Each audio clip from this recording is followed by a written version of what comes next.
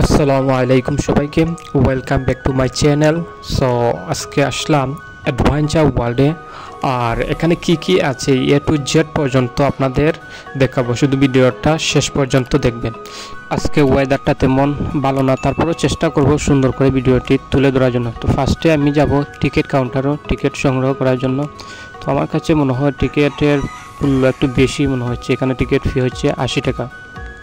তো টিকিটটা কেটে আমরা একটু ভিতরের দিকে যাব, দেখবো যে ভিতরে কি জিনিস আছে, কি পাওয়া যাবে। ভিতরে ঢুকেই সুন্দর একটা দৃশ্য দেখতে পেলাম।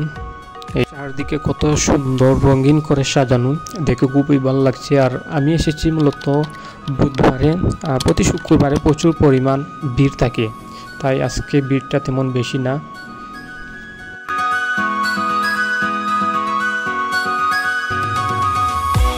এখানে 15-16টারও বেশি রাইড রয়েছে, আর এক একটা টিকিট ফি এক এক রকম। এই যে এখানে সম্পূর্ণ ডিটেলস দেওয়া আছে। আর এটা হচ্ছে শুধুমাত্র বাচ্চাদের জন্য, সম্ভবত ফ্লাওয়ার কাপ।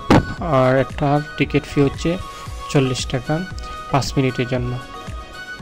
এখানে আসলে বাচ্চাদের খুবই এনজয় হবে, কারণ বেশিরভাগ রাইড শুধু বাচ্চাদের জন্য। আর অনেকগুলো রাইড রয়েছে শুধু বাচ্চাদের জন্য। আমরা একটু সামনের দিকে এগোবো, আর এখানে দেখতে পাচ্ছেন যে ছোটো ছোটো ট্রেন, 2 বছর বা 4 বছর বাচ্চাদের জন্য। দেখতে খুবই সুন্দর লাগছে এই ট্রেনগুলা। আর এই ট্রেন টিকিট ফি হচ্ছে 30 টাকা পার পারসন। এখানে বাচ্চাদের নিয়ে আসলে তাদেরকে সুন্দর একটা সময় কাটানোর জন্য এটাই বেস্ট জায়গা। আর এই যে ছোটো একটি কার, আর এটার টিকিট ফি হচ্ছে 40 টাকা। একটু সামনের দিকে গেলেই দোকান রয়েছে, আর এখানে শুধু একটা না 4-5টা দোকান হবে রয়েছে। আর বাহিরের তুলনায় এখানে খাবারের দামটা একটু বেশি, তো এখান থেকে কিছু খাবার কিনে নিলাম। খাবারগুলো খুবই ভালো এবং কোল্ড ড্রিঙ্কসগুলো ফ্রিজিং করা, আর দামটা একটু বেশি রাখছে তারা। আমরা একটু সামনের দিকে যাব, দেখতে পাচ্ছি যে কিছু নাগরদোলা রয়েছে। এটাও মূলত বাচ্চাদের জন্য, যাদের বয়স 5 থেকে 10 বছর তারা এটি চড়তে পারবে।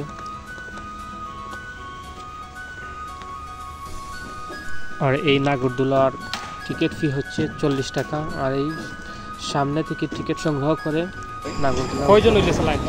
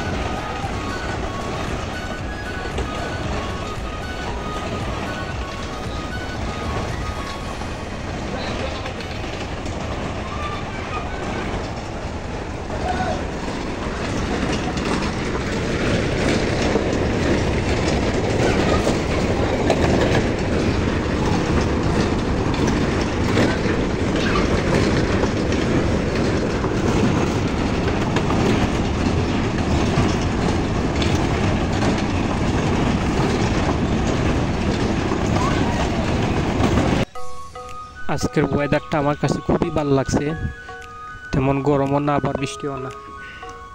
আর একটু সামনের দিকে গেলে আরও সুন্দর সুন্দর জায়গা দেখা যাবে।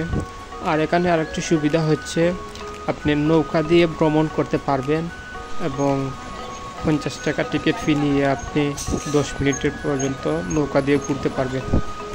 আর সবচেয়ে মজার ব্যাপার হচ্ছে, নৌকাটি আপনি পা দিয়ে চালাতে হবে, এখানে কোনো ইলেকট্রনিক সিস্টেম নেই।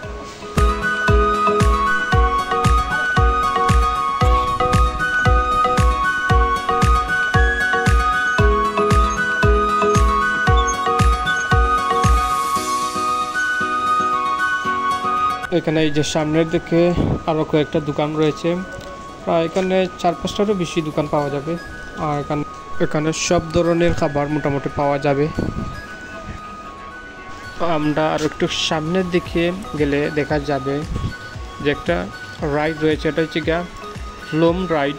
আর এখানে টিকিট ফি হচ্ছে 40 টাকা।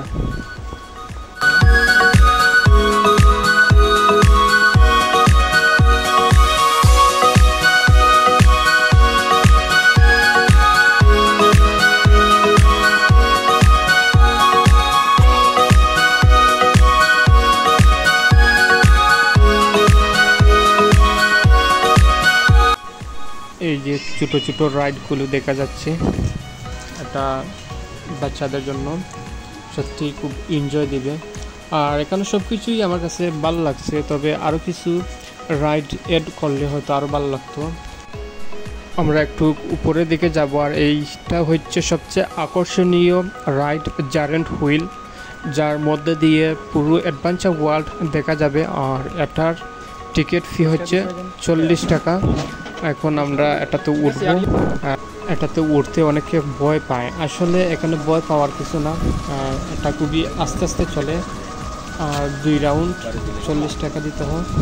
তো আমরা এটা উঠবো।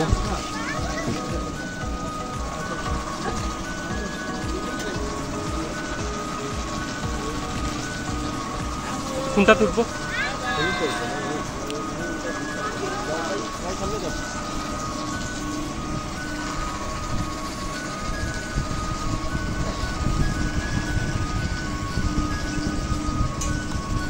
একটু মুছে দিই,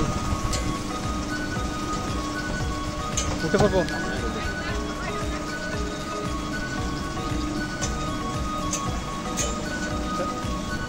ওয়াও, সত্যি অসাধারণ লাগছে। আর এটার উপরে পুরো এরিয়া দেখা যাচ্ছে, এই যে চা বাগান আর বিমানবন্দরের পাশেই বিমানবন্দর রয়েছে, বিমানবন্দর এরিয়া কিছুটা হলেও দেখা যাচ্ছে। আর পুরো অ্যাডভেঞ্চার ওয়ার্ল্ড চোখের সামনে দেখা যাচ্ছে, সত্যি অসাধারণ। আর আমার কাছে সবচেয়ে আকর্ষণীয় রাইডটি হচ্ছে এটি।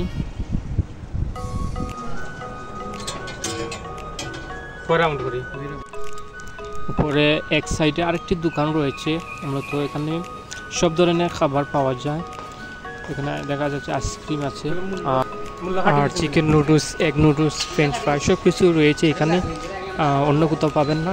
আর এখানে বসে খাওয়ার সুব্যবস্থা রয়েছে।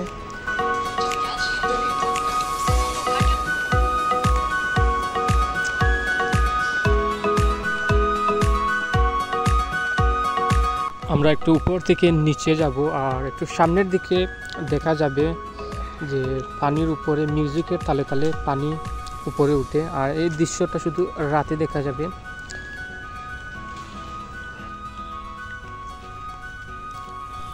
আর একটু সামনের দিকে রয়েছে বাম্পার কার, আর এখানে টিকিট ফি হচ্ছে 70 টাকা।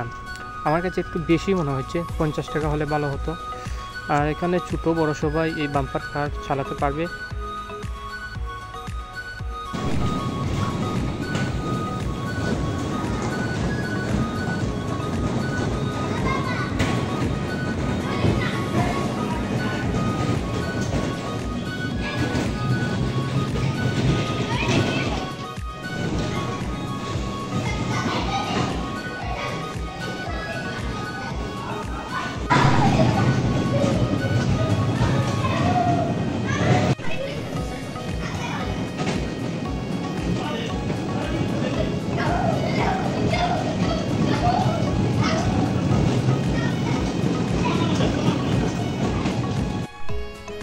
আমরা এখন একটু সামনের দিকে যাব, আর সর্বশেষ যে আকর্ষণীয় রাইডটি হলো স্কাই ট্রেন। আর এটাতে ছোট বড় সবাই উঠতে পারবে। তো আমরা একটু উপরের দিকে যাচ্ছি।